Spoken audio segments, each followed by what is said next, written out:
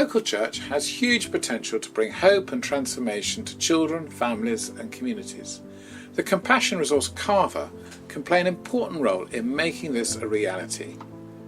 Through the church, Carver strengthens the context of the child by helping families in their wider community work together to solve common problems. In order to achieve this, the church must tackle two mindsets that trap people in poverty. These are fatalism and dependency.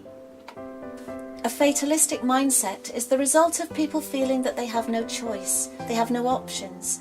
They believe they have no control over what happens to them, and therefore they say to themselves, what will be, will be. The other mindset of dependency is a belief and acceptance in poor communities that they have no resources, and therefore the only way that they can survive is by handouts.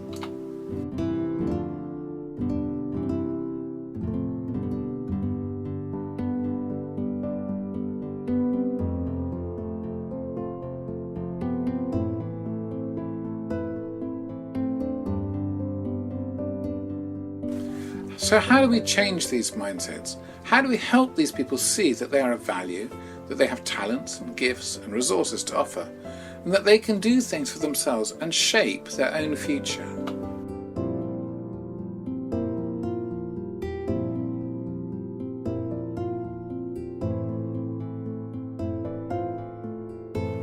Well, we do this by helping individuals and groups discover for themselves key truths that can be found in Scripture.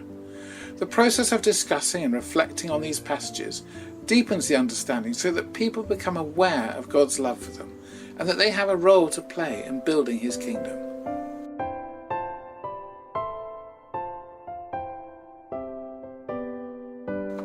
So let's look at a couple of Bible studies in Carver that reinforce these points.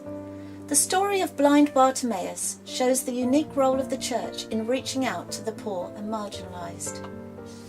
This story is significant in that Jesus invites the crowd to bring Bartimaeus forward so that he becomes the focus of everyone's attention. This is a challenge to us to put the poor at the centre of our ministry. The woman who touched the cloak of Jesus was isolated in every possible way, physically, socially, emotionally, and spiritually, and his response was to give her time, space, dignity, and healing. This story challenges us to ask ourselves, who are those in our community who are trapped in the same way as this woman was, and in what ways can we alleviate their suffering and give them self-worth? Poor and vulnerable people may feel that they have very little, but Bible stories such as the feeding of the 5,000 and Elisha and the widow's oil show clearly that if we offer the little we have to God, He can use it to create an abundance. From the willingness of a small boy to share his 5 loaves and 2 fish, a crowd in excess of 5,000 had more than enough to eat. And with a tiny drop of oil, a destitute widow was able to pay off her debts and earn enough for her and her 2 sons to live on.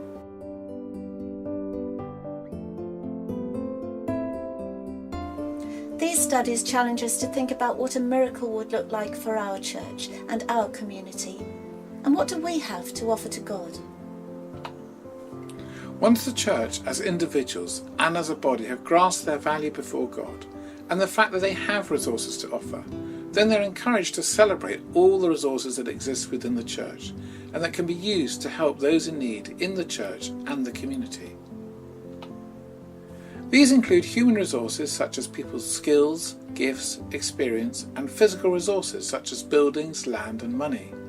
All of these can be used creatively to build strong communities which are self-reliant and confident in a vision for the future. Children and young people can provide invaluable contribution as they have a huge amount of creativity and energy to offer. It is hoped that, having been envisioned, church members will have energy, confidence and unity.